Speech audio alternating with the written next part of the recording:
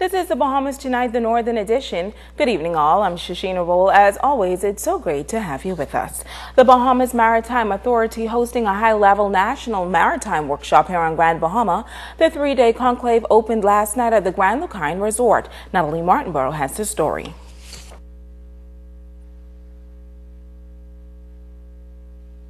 The workshop will look at ways to improve the standards of implementation and enforcement of the International Maritime Organization's mandatory instruments.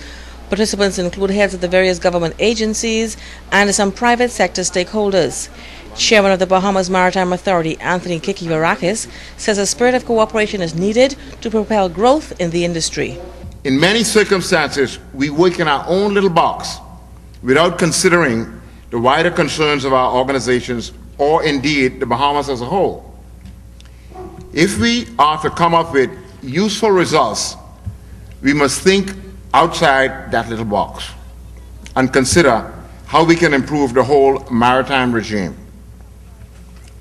What we decide here will help make Bahamian ships safer wherever they may be, and will ensure that any ships entering our waters and our ports can do so safely and cost-effectively. Minister for Transport and Aviation, the Honorable Glenys Hannah Martin, says in a time of challenge and adversity, the country must look at areas such as the maritime sector that provide great opportunities. She says the government is committed to the expansion of the maritime industry. The government is now in the process of developing a maritime policy which will cause us to maximize this natural resource which exists in abundance in our country. A policy of sustainable exploitation of our waters for energy, science and technology, and industry generally, fisheries, and trade, among other things. This will create new paradigms in our national development, new niches in our economic model, and new and exciting career opportunities for our young, bright minds. But she says the government is taking steps to ensure that such opportunities are available to other islands of the Bahamas as well. My ministry is reviewing port facilities nationwide, Eleuthera, Exuma, Bimini, Cat Island, Andros, Abaco, among the other islands, with a view to creating a more structured port administration, which will enhance the local economies and advance the maritime industry nationally. We are also now undertaking a study of the feasibility of creating a yacht registry for the registration of yachts worldwide, which has the potential of creating new economic streams for the Bahamas. The workshop wraps up on Friday. Natalie Martinborough, ZNS Network News. Well, Minister for Grand Bahama, Dr. Michael Darville, also addressing the opening session of the National Maritime Workshop. He says this sector contributes between 14% to 18% of the country's gross domestic product, and Grand Bahama has a major role to play in this industry. Located just 60 miles off the coast of South Florida, Grand Bahama is truly blessed geographically. It is certainly positioned to become a force to reckon with in the maritime industry and is ready to play its role as a global player in logistics, ships repair, and other related maritime fields. I am convinced that Grand Bahamians are cognizant of the fact that we must continue to strive for excellence, constantly upgrading our skills, improve our standards while aggressively enforcing all maritime laws if we are going to be seen as a global player and capitalize on the economic benefits this lucrative industry has to offer. Now, the conference will wrap up at the Grand Lucine Resort on Friday. In other news, the Bahamas Investment Authority, in association with the Grand Bahama Port Authority and the Commonwealth Business Council, will host the Bahamas International Investment and Business Forum February 20th through the 22nd. The forum will look at ways that Grand Bahama and the Bahamas can capitalize on the expansion of the Panama Canal, which is due to be completed in 2014.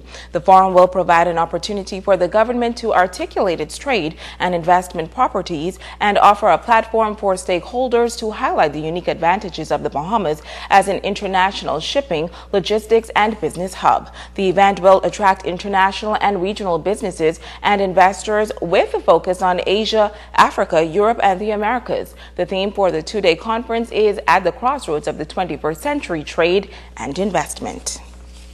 The government's strategic plan for the further development of the financial services sector was recently unveiled on the island of Bimini. The minister responsible traveled to that island. He urged stakeholders to continue to work to make the sector a success. Joan Davis-Rolle reports. The island of Bimini welcomed hundreds of persons involved in the second largest industry in the country, the financial services sector, where they convened for a weekend retreat at the upscale Bimini Bay Resort. There are those involved in the financial sector, which contributes 20% of the country's gross domestic product, and employs some 7,000 Bahamians. They heard from the Minister of Financial Services, the Honorable Ryan Pinder. The Bahamas must take a leadership role in the region among CARICOM and CARIFORUM peers. A regional approach, in my opinion, is important to support our national approach. We as the Bahamas must be the leaders in this regard. The Bahamas has a strong reputation of proper regulation and a strong legislative and policy framework.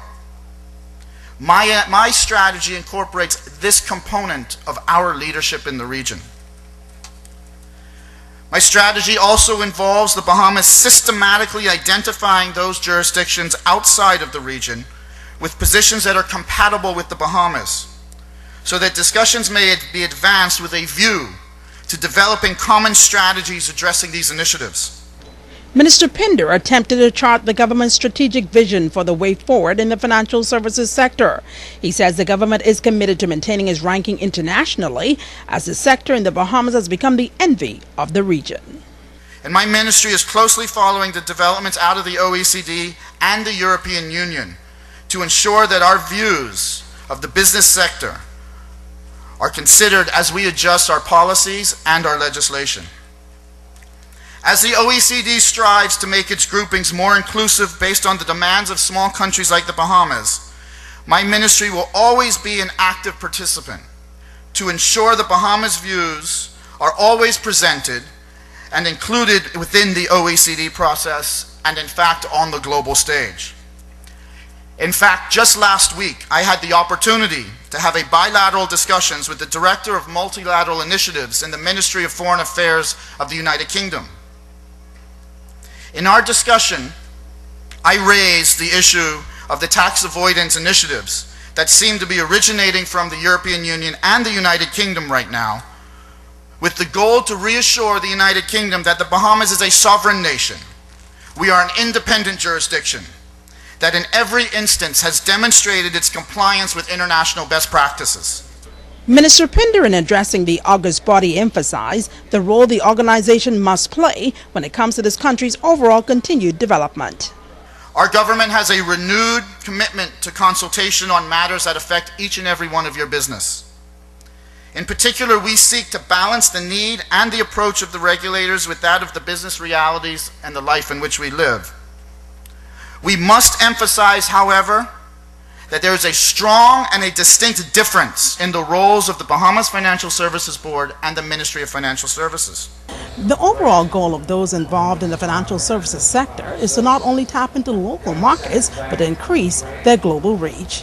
In Bimini, reporting for ZNS News, I'm Joan Davis-Rolle. Thank you, Joan. Stay with us. The Bahamas Tonight, the Northern Edition, continues right after this.